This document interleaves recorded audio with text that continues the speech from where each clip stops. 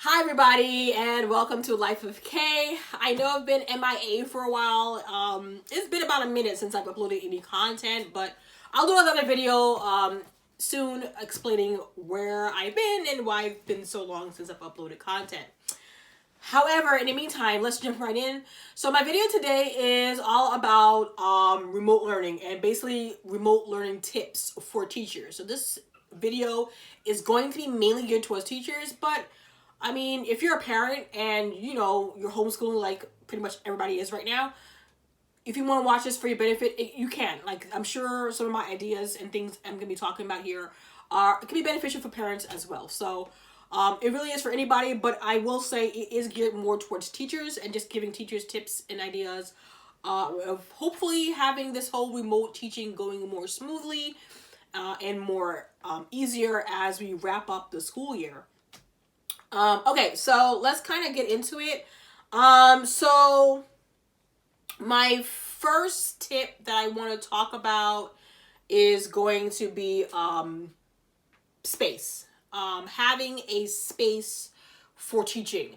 This is super important because obviously when you are teaching online to your students, you need to make sure you have a designated space somewhere in your home to do that.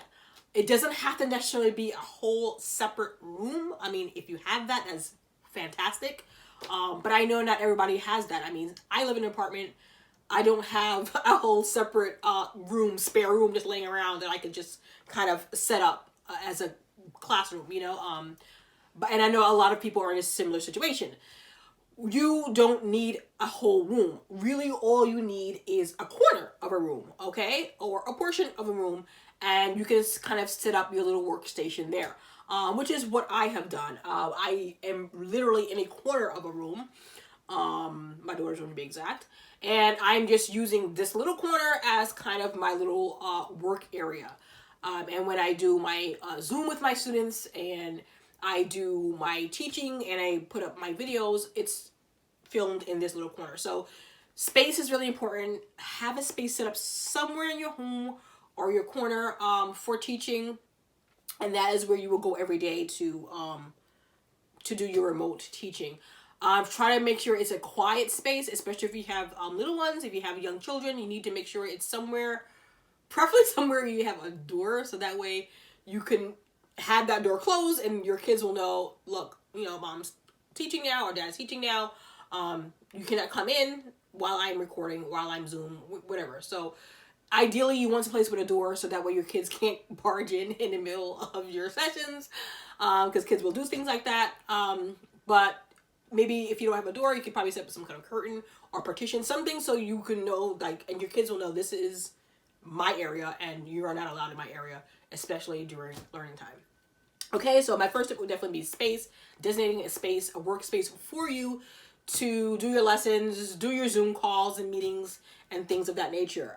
My second tip would probably be have set hours. Definitely have set hours. Now, most schools require you to log out at a certain time and do require you to put in a certain amount of hours. It really depends on the school you work for or the program you work for, even the state and district that you work for. So I can't really tell you what those hours will look like and what they will be, because it really is dependent on where you're working. My job has a lot of flexibility when it comes to that. We don't really have specific hours, but we do have to post content and submit lesson plans and things of that nature because our supervisors check it. So again, it really depends on where you work and who you work for. But definitely have set hours, work hours for yourself. It'll make you more organized and make your day flow more smoothly. And have a cutoff. Parents are a struggle like we are. I can't tell you how many questions and things I get from parents asking how to do things. What should I do next? What should I be teaching? What should I be teaching?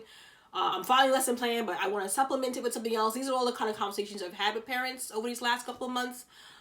So you need to make sure you also have a cutoff time. Now, parents are going to be reaching out to you with their questions and concerns, which is fantastic. And I always tell parents, I want you to reach out to me with your questions and concerns. But you need to make sure you establish a cutoff time so you're not getting messages from parents at 8 in the evening when you're with your family or at dinner time. So make sure you have set hours, even for them to contact you or send you an email or a message. Make sure there's some sort of time window that they'll know, okay, after a certain time, Miss So-and-so is not going to answer her phone. Miss So-and-so will not be responding to any of my messages. It'll have to wait until the following day.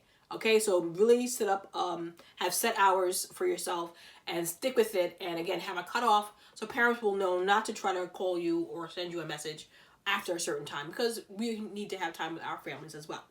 So that'll be my second tip of having set hours. My next tip, I'm going to say, when you're doing remote teaching, it's not the same as being in the same classroom as your students. I know that's a huge adjustment for all of us to have to make. So what you have to do is kind of modify things, and that's what I've been doing.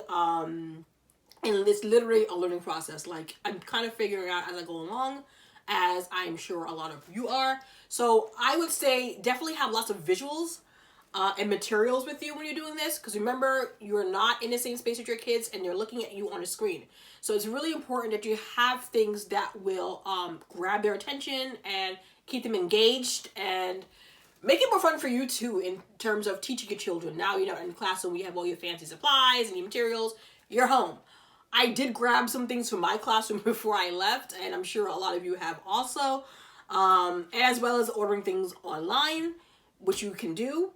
But I would definitely say having lots of visuals and materials is pretty important, if not very important, when you're teaching remotely. So some things that I kind of work with on a daily basis for my kids. Now I teach pre-K, so these things of course can be modified for older kids depending on the grade level that you teach. So with the young ones, again, I think the most important and probably the most difficult thing is to keep them engaged. So again, visuals help with that. So normally if I was in the classroom, we'd be talking about our feelings. We'd be talking about how we were feeling today. And then the kids would be, give me examples of how they're feeling: sad, happy, excited, whatever the answer they choose to give me. In my classroom, I do have photo cards that I do use, or picture cards that they can use to show how they're feeling. And we have a chart and all that. Obviously, I do not have access to my chart and things here, but I do have photo cards. So again, these are different cards that talk about emotions. These are just emotional cards, talk about emotion. This one is angry, show a child with angry face, and it has angry. Another one, and then this one is sad. So the child can say, if I ask, how are you feeling this morning? And I'll have the cards displayed, and then it can tell me, and I'll point to each one. And then I'll tell them which one you're feeling, and they'll say, oh, that's the one. And then, oh, you're feeling sad today. So having that social-emotional aspect is really important for the pre-K set and the early childhood set. They're going through a lot right now. It's a scary time for them. A lot of them don't understand what's happening. It really depends on how much each family has chosen to tell their kids. So they're dealing with a lot of emotions right now. So I find that having these cards and just talking about that, how they're feeling, how their day is going, how their week is going, what are they doing at home, is helpful, and they need to get that out. So I would say if you're teaching the early childhood set, having a set of these is really, really handy and can be really, really helpful. I definitely highly recommend that. Also, again, flashcards are going to become your new best friend, because it really is the only way you can kind of get a visual going with the children. And as you know, the young ones need those visuals. So I have a basket. Again, talking about materials, I have a basket. I suggest you get baskets. They're cheap. You can get them at a dollar store.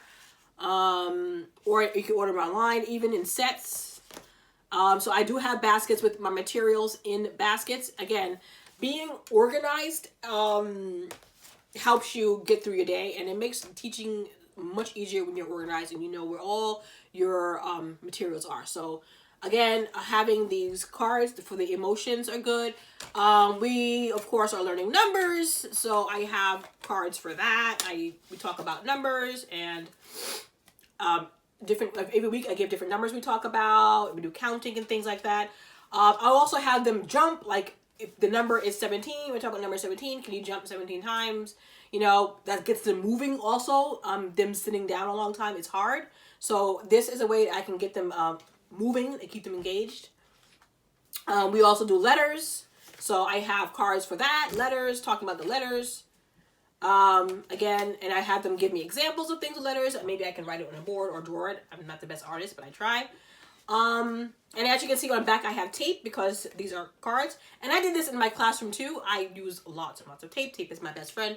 So I suggest you get tape because you can put the tape on the card and then just stick the card on the board. And in this way, the kids can see it as you're teaching. Another thing is a pointer. Now, of course, this is a handy tool. I think we all have this in our classroom somewhere. I definitely have it here at home as well. It helps when you are teaching. You could have something to point to. And I try to get colorful ones so that way, again, it's bright, it's colorful. They can follow it on camera and they can clearly see what I'm pointing to as I'm teaching. So a pointer is definitely a handy tool to have. If you had it in your classroom, I strongly suggest you have it at home too. It comes in handy, believe me. We also do words. So those who are doing sight words, I do have sight words, different words. You can do those as well. And of course, obviously, other than my tape, markers are a huge thing. I have a huge pack of markers. So I have markers in pretty much every color you can think of. So markers become a major necessity. And obviously a whiteboard. You're going to need a whiteboard. I honestly don't know how you can teach without one. And I'm sure most of us have one in our classroom. Invest in getting one for home too. It's worth it. You can get one. You don't have to get a huge one. You can get a pretty smallish one. This is like a medium-sized one. They're not that expensive, actually. You can research online. I got this from Amazon. It really wasn't that... I'm going to say it was like between $25 and $30. It really wasn't that bad. And again, it's worth the investment because you do need something to write on. You need to, if you're teaching, you have to have some kind of board. You really can't get around it. You have to have something to write on. You need something to display your cards and your pictures and things like that. So you definitely need to invest in some kind of dry erase whiteboard. How big you want to go is totally up to you and really also depends on your space. Now, whether you decide to mount it on the wall or not, again, that is your choice. I did not mount mine to the wall. I really didn't want anything quite that permanent. So I opted instead for a stand. So this is actually a stand. And my board is just in the stand. This way, again, everything can be disassembled when I'm finished. I can break down the stand. I can take the board down, especially if you're using part of another room. So everything can be packed up and put away when I'm finished if I need to. So it really comes in handy. And my final and last tip would definitely be using Zoom. I mean, recently we were told for a while not to use Zoom because of safety issues. We got the green light to use it again. So we have been resuming Zoom. I'm sure teachers all over the country have been using Zoom for their classroom sessions, their morning meetings, everything you could think of. Everybody's using Zoom. So some things I would suggest you do for using Zoom is make sure the same rules you would have in a classroom, try to have for Zoom. And I'm talking about classroom management. I know it's a little bit different and a little harder when you're talking to children at home on camera because they're at home and they're more relaxed and, you know, who knows what they're doing and, you know, it's different. There's a lot of distraction things. So it's hard to have that kind of control and that management, obviously, when you're not in the same room as them. And they know that. So it does become a little more challenging, but I do suggest, please, please, please, if you're using Zoom, you really need to establish that early on.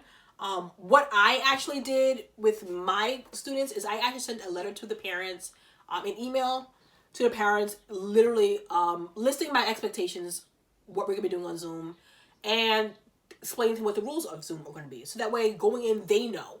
And if they know, then they'll know what to do with their kids. So some of the things I talked about in my email was, one of the rules was, please make sure your child is sitting down. One of the issues we ran into when we first started the remote teaching was that whenever we logged onto Zoom, the kids were not sitting down. Kids were jumping on their beds. Kids were, because they're using various devices. Some are using phones. Some are using tablets. Some are using computers. So it really depends on what they have at home. So we noticed, that especially the kids who have the technology that's more mobile, like a phone or a tablet, they're walking all around the house. Like they're going from one room to another. They're walking around. I mean, I understand that because they get excited and they want to like show you their room and show you, you know, that can be nice, but that's something that you would have to clear with their parents first, because a lot of the parents weren't even aware that they're walking around the house with this with Zoom and they're live, and you're gonna see all kinds of things going on in the background that you probably shouldn't see if the kid's doing that, because the parents, a lot of them didn't even know. So one of my main rules is please make sure your child is sitting down. If the child is sitting down, then they're a little more focused and it's a little bit easier for them to stay engaged. So have them sit at a table, have them sit at a desk and chair, dining table, whatever area that parents have at home. But I did tell the parents, please make sure your child is sitting down for our Zoom sessions. Another rule I told the parents is please make sure your child is dressed appropriately. Again, remember the kids are home every day, all day. So a lot of them are wearing regular stuff around the house. Some are wearing pajamas and t-shirts and tanks and shorts, and some kids are not even wearing bottoms. Like, it really depends on the child and their family. So I had to include that in my list of rules, like, please make sure your child is dressed appropriately for Zoom. So make sure your child is dressed and ready to start their session. That's super important.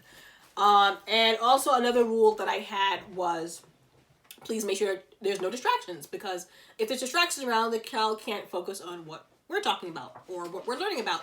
So again, another issue we ran into also early on was that in addition to walking around, there's all kinds of stuff going on in the house. There's music playing, the TV is on, the dog's barking, siblings are running around, mass chaos, okay? And I get it. There's a lot going on in everybody's house, but if you know your child has a Zoom session scheduled for that day, it's really important that you have that, again, like I have for my teaching, have a little designated space for your kid to do his or her Zoom session with their teacher. That's super important, because if the child is not focused, there's all these distractions going on, they're not going to be engaged in the lesson, and they certainly aren't going to learn anything, and they're not really paying too much attention to what you're doing. So I did put that in my email. Make sure there's no TV or toys or radio or anything going on around the child's younger siblings, so that way they can be focused on what we're teaching. So I strongly suggest that you draft an email such as that, send it out to your parents so that way they'll know going in what the expectations are. And it should make your Zoom sessions a lot easier and a lot smoother. And don't forget, with Zoom, you can mute everybody. Like, everybody can be muted, and you can unmute one child at a time to hear what they have to say, or to answer a question, or to ask a question. It also helps keep things under control, because kids like to all talk at the same time. So hitting that mute button really comes in handy. Otherwise, you'll never hear what anybody's saying, and you can kind of have them go one at a time. So those are just my tips for remote teaching. I know this is some crazy times we're living in, difficult times, and we'll get through it. But I hope these tips help teaching remotely a little bit easier, and hopefully it makes things go a little bit smoother. But reach out to me. Don't forget to click that bell so you get all the notifications of when I do drop a new video. And also, please click like and subscribe. Don't forget that. And if you have any questions or comments about today's video, please don't forget to comment down below. And until next time, see ya.